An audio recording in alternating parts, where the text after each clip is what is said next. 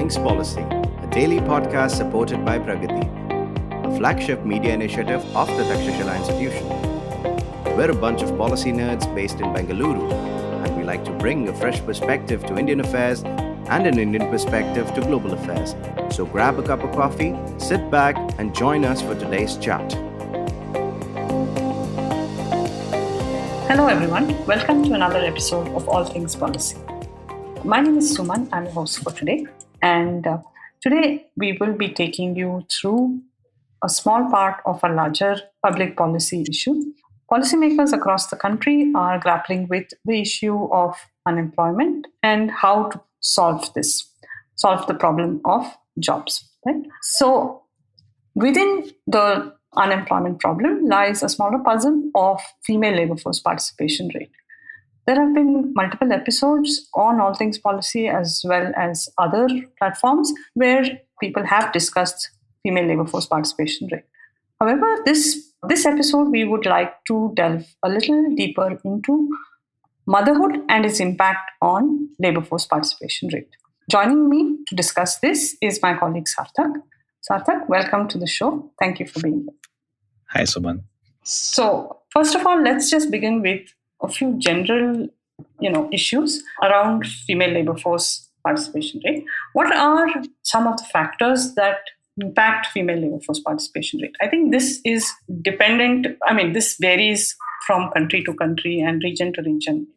So, could you just take us through some of the factors that impact the labor force participation rate? Yeah, so female labor force participation rate, again, there are multiple studies on why female labor force participation rate in India is low and it has been declining. So again, there is no one such thing, but there are multiple studies and they look at various factors. One of the factor can be under measurement. Professor Ashwini Deshpande, she again has extensively studied this. And one of the thing is when the surveyors go and ask women, they try to find out whether they should be qualified to be within the labor force. They ask different questions, right? In the last 365 days, how many days you are working? Or in the last 7 days, how many days you are working? So those kind of questions are there. And typically women in India, again, because of different kinds of societal norms, gender norms, they're engaged in different kinds of household responsibilities, right? So they share both the things. They will be having some household responsibilities and they will also be working.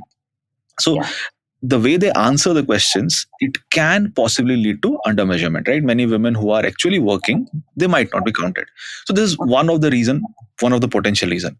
Apart from that, at this point, I think labor force in India is mostly rural based, and therefore we are talking about multiple roles that women play. Right? Is that right? Yeah, not just in rural areas, right? In urban areas, also women carry out different kinds of domestic responsibilities. It's not that the domestic responsibilities within the household is equally shared by their spouses. This is just one aspect. Apart from that, some other economists, they look at higher education, for example. Over a period of time, women's participation in higher education has gone up. So maybe that chunk of women population who would have been in the labor force, now they are in higher education, as a result of which maybe the labor force participation rate has gone down. But this is also not enough to answer some of the questions. If you, let's say, measure the employment rates or labor force participation rate in a slightly higher age category, let's say 25 plus, there also the labor force participation rate is low. Then there are some other studies which look at the income effect. Right? If the incomes increase, household incomes increase, there is a possibility that women might be dropping out of the labor force. That also happens, especially when women are earning lower as compared to their male counterparts. Also, there is this U-shaped curve. This U-shaped curve, so the U-shaped curve says that at lower GDP per capita, at lower national incomes, typically women's participation in the labor force is high. And as the GDP per capita increases, women's participation in the labor force goes. And after some point of time, as the GDP per capita increases, women's participation in the labor force increases. So maybe we are in that U bit Yeah, so that declining part. But we don't know when that minima will come, right? We don't know after which point the labor force participation rate of women will increase. Also, there are some studies which point towards lack of good jobs. Women, those who are highly skilled, educated, right, they would prefer to be in good jobs, and possibly there's not enough supply of these good jobs, which prevents them from participating in the workforce. And also then there are other studies which talk about different kinds of constraints: safety issues, security issues, lack of housing, lack of transportation. And then there are these societal norms as well. Like there might be explicit, implicit bias of employers.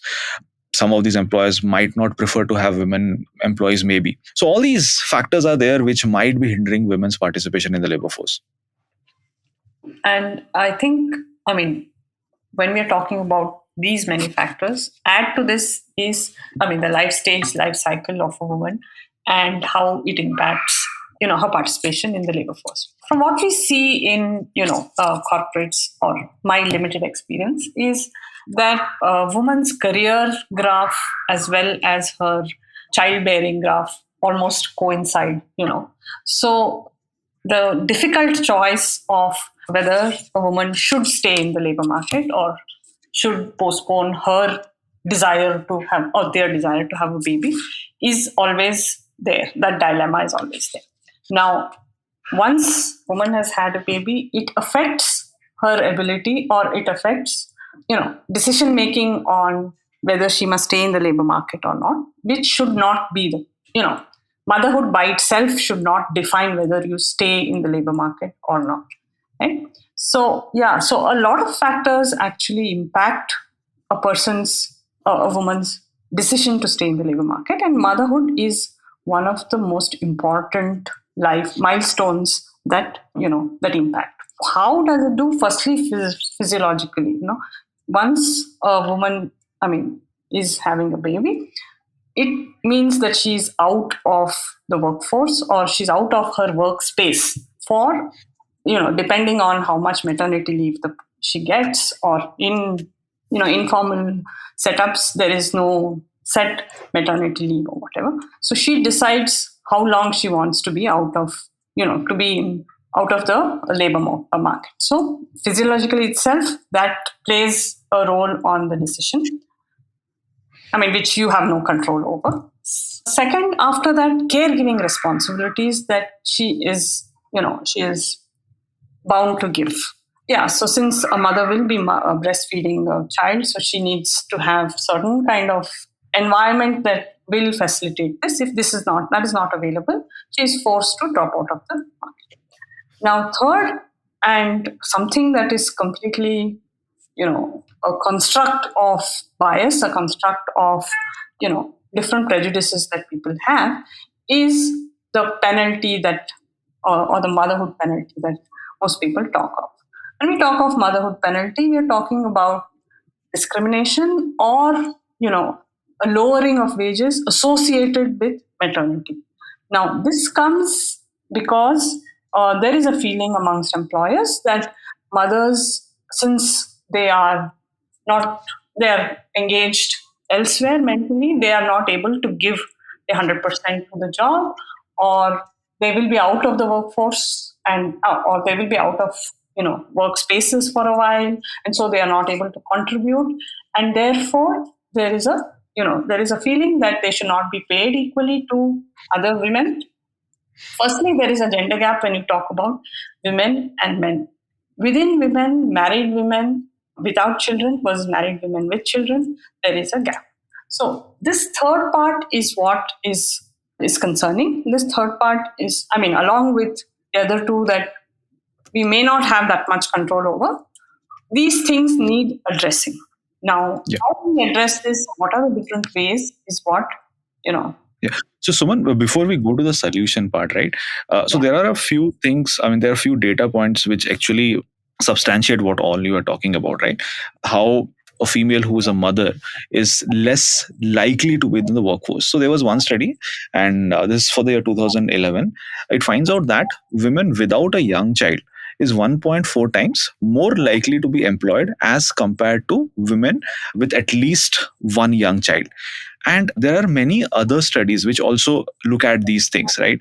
If a woman has more children, right, again, the possibility of her being in the workforce, it reduces further, right? So all these, we have different kinds of evidences for that women's participation is likely to reduce if she's having a young child. And since we are talking about the childbearing and child rearing responsibilities, so there was one interesting point that I came across. So at some point of time, the burden of childbearing was immense on the female, but over a period of time, that burden has kind of got reduced again because fertility rates are going down. The number of pregnancies are going down. So on a female, that burden has gone down. But when it comes to the burden of child rearing, right, that has increased drastically over a period of time. And this is possibly, that is true because in urban settings more because of the dismantling of the joint family setup, maybe because as nuclear, I think the responsibilities, increase on the mother. Have been increased. So the number of people within the household who could have been potential helpers, right, in raising that child has again gone down. So it is the father and the mother who are expected to take care of the child, and the kind of society that we are in, it's not usually the burden is disproportionately on the female, on the mother. So that's one of the reasons why the burden of child rearing has gone up. But another thing is put in one thing here: in a society like ours, motherhood is worshipped or is in exalted. Motherhood is in an exalted status, although the mother herself may not be in one. So because motherhood is given such a exalted status, the burden of carrying that motherhood to perfection falls on the woman, and therefore also increases stress, increases responsibilities, and pushes the woman closer and closer to dropping out of the labor force itself. Right? Yeah, but one more thing here. I mean, this is something which is applicable over time, right? These norms have not become the norms recently, right? All these stereotypes that are there, right? An ideal mother, ideal wife, all these things have been there for a while now. But what has changed maybe over a period of time is the focus on quality child rearing, right? The investments that have to go into child rearing. So that has increased as a result. I mean, again, social mobility, high pressures, all these things. In fact, schools, they would want greater involvement of parents, and not just schools, right? Many other institutions around you would want greater involvement of parents in their kids. So as a result of which the burden increases even more. So all these things might have a role to play. Apart from the child rearing responsibilities, there are some other factors also. There was a World Bank study which found out that when it comes to education, right, women who are educated below primary levels, they're more likely to be working than women with secondary education. And then what kind of spouse you have, that might also have an impact on mothers participating in the workforce. It has a huge impact. Yeah. I think that has a huge impact on whether a woman will participate in the labor market or not. Yeah, so exactly. So the study finds out that if the husbands have more education, then the mothers are less likely to be employed. And if husbands have post-secondary education, females are 3 times less likely to be in the labor force. And if husbands are in regular jobs, right, again, women are less likely to be in the labor force. So in all these situations, women will enter into the labor force only when those jobs are sufficiently attractive, right? And women employment in those societies are acceptable. So these are some of the factors which have been there. Apart from that, there's this factor of family honor. When earnings of a woman is substantially higher to make up for family honor, that is when a woman is in the labor market in most circumstances. Yeah. So at this point, I mean, we can conclude that the female labor force participation rate, effect of maternity on this is not completely a market problem, is not completely a government problem, it has elements of market, society, and government, right? And at this point, I'd like to actually remind all our listeners that if you want to study more about markets, societies, governments, the failures that we talk about or any other such concepts that impact public policy, the Takshashila institution offers the Graduate Certificate in Public Policy program. It is a 12-week program, and you can choose from different specializations: the Advanced Public Policy, the Tech and Policy, as well as the Defense and Foreign Affairs. The applications are open at this point, and you can head over to school.takshashila.org.in to make your applications. We'll come back after the break and discuss other issues around this.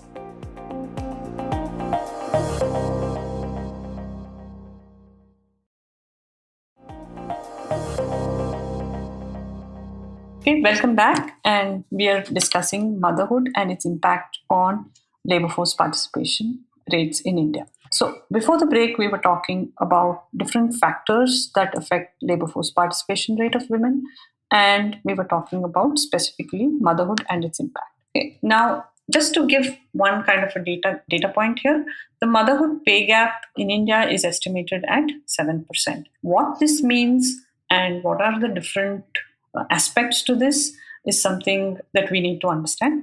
Sarthak, your views, your points on this? Yeah. So in case of India, as you just pointed out, the motherhood gap is somewhere around 7%. And this is brought out in a recent paper by Leela Gautam. And we'll just link the paper along with this podcast. Now, what she finds out is this, whatever pay gap that is there, mostly it exists in the urban areas. So we would assume that the pay gap should also be there in rural areas, but that's not the case. The 7% pay gap that is there, a large part of it is contributed by the urban areas. So in the urban areas, there is a massive motherhood pay gap. In rural areas, it is there, but it is very minimal. So what is the motherhood pay gap or motherhood wage gap inequality in urban areas? It is somewhere around 18%. So because of motherhood, women in urban areas are getting somewhere around 18% lesser wages, right? That is a dip in their wages. Now, what could be the possible reason for it? Again, we cannot zero in on one particular reason. There can be multiple factors here. One is maybe women in urban areas, right? They are educated, they're more educated. They have higher skill set, better skill set. If you look at employment. Yeah, they will be part of formal employment. So maybe they're engaged in different kinds of demanding professional managerial positions which have higher wage penalties, right? So maybe that is one of the reason. Maybe after motherhood, what are the priorities, right? Maybe some of them are withdrawing from the labor force, or some of them are taking part-time opportunities, or some of them are maybe changing their employer. All these things will have an impact on their wages. A related study, associated study, what it did was it compared low-income countries with developed economies, right? How the wage gaps are there, right? How the motherhood wage gaps are there.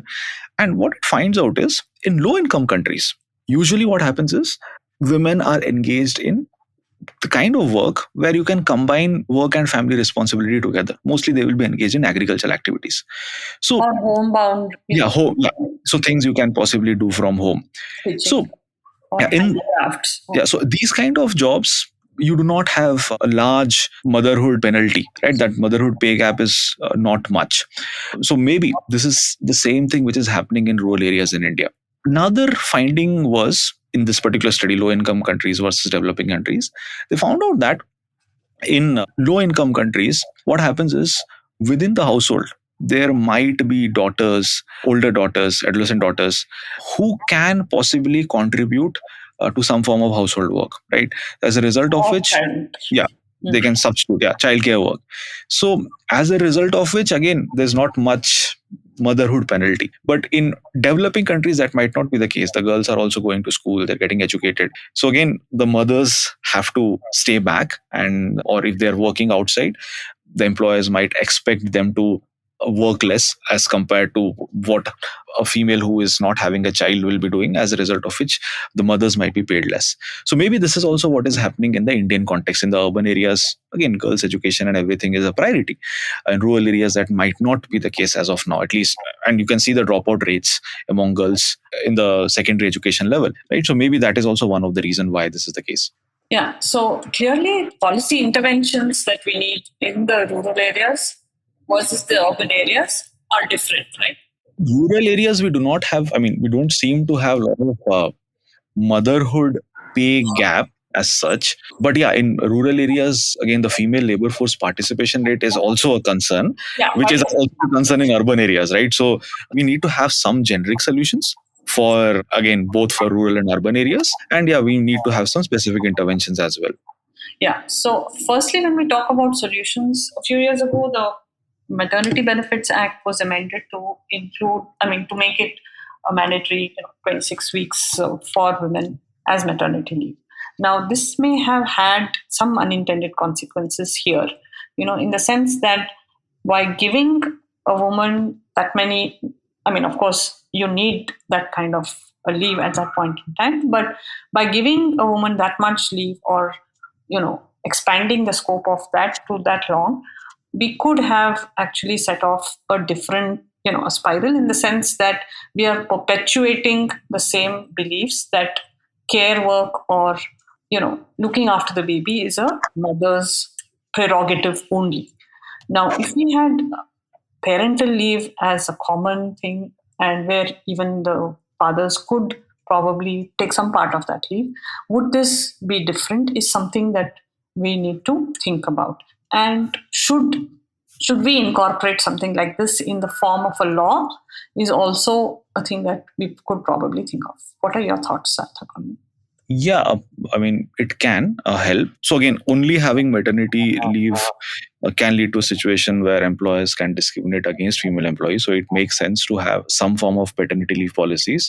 But at the same time, there has to be some nuances here as well, right? Because when it comes to bearing a child, right, it's something which is biological. So again, which is something that the father will not be able to do, right? So again, you have to divide this entire leave into different durations maybe, and for that duration which is specifically biological in nature, again, should only be the mother who should be getting the leave. But yeah, apart from that, the child rearing and other things, there the father also has a role to play. Maybe some leaves should be provided over there. But one issue here is, this is something which can help, but one issue here is, after the leave gets over, right, whether the father is also participating in the child rearing activities, right? Whether that happens or not will decide whether the female will be able to participate in the labor force. After the leave, again, the father's role doesn't exist, it doesn't persist, then again, the same thing will happen, right? Yeah. So I think, these are societal issues. They take time for them. It takes time to overcome these kind of inbuilt or set in practices as such. So as policy, ecosystem around this could be changed. For example, if you had good care, daycare facilities, you had good, support systems, because, in urban settings, you do not have the support systems. But if the government incentivizes the ecosystem, the formation of an ecosystem that actually helps with caregiving itself, that could be one important, factor, or one important thing that could make some changes in the entire, attitude towards caregiving, maybe. Yeah, so it makes sense. First of all, you have to increase the availability of childcare facilities. But yeah, for that, again, there can be different methods that the government can possibly use. One is maybe subsidize availing or accessing childcare facilities. In some scenarios, the government might have to provide for it, maybe in rural areas or difficult places. Some countries, they provide for childcare facilities on their own. In some countries, they facilitate the process. For example, they will facilitate movement of people from one place to another. Migration policies will be easy enough so that you have sufficient pool of young workers who can provide these facilities. Apart from that, maybe preschool facilities can also take care of it, or kindergarten facilities, if it is their publicly funded kindergarten facilities, that it can also in some way act like childcare facilities. Yeah. So yeah, all these are different ways to address a part of the problem. Sure. Closing comments, if you have any. Suman, you close now. Why don't I? So we can close. This is an issue that needs to be tackled, and it needs to be tackled using different interventions, different methods, maybe, and It requires the participation of all three pillars: the state, the society, and the markets. Right? Yeah, someone just wanted to add one thing here. Yeah. At this point of time, I mean, we are all talking about all these things, right? And all the different studies that we referred to. Again, they will be having data from, let's say, 2012 or 2013. So we don't have a lot of data which captures, right, what kind of norms prevalent, what kind of perceptions are there, what kind of aspirations are there. We don't know what are those things which are inhibiting or encouraging women's participation in the labor force. I think we should also try to capture as many data as possible. And as you were just mentioning some time back, right? So a lot of these things are because of certain kinds of societal norms, right? Societal failures. How do you get to know whether these are because of these norms? And again, these norms can vary, right? So maybe we should have more of these attitude surveys, value surveys, right? Some of these, for example, Pew carries out some of these surveys, conducts some of these surveys. So those kind of things we need to have more often. We should have more data. That way, understanding the problem becomes better, and then only you can possibly create different incentives to it. Yeah, design interventions accordingly. Yes, thanks, Sarthak, for that. Yeah, so before we close, I would like to say that motherhood definitely is a life-changing situation for a woman, but it should not be a self-esteem crushing situation, or it should not adversely affect her other desires or other ambitions. For that, I think we need an ecosystem. For that, we need a policy framework or policy view on how to tackle this.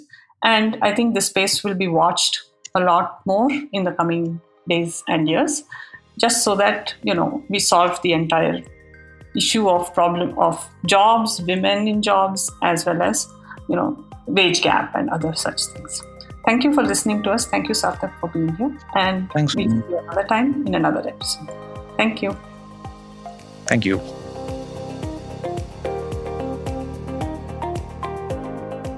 If you liked our show, don't forget to check out other interesting podcasts on the IVM network. You can tune into them on the IVM Podcast app, IVMPodcasts.com, or wherever you listen to your podcasts. You can also follow IVM on social media. The handle is @IVM Podcasts on Twitter, Facebook, and Instagram. And hey, if you'd like to dive into Takstashila's research on technology, strategy, and economic affairs, check us out at our Twitter handle @Takshashila INST or our website takshashila.org.in.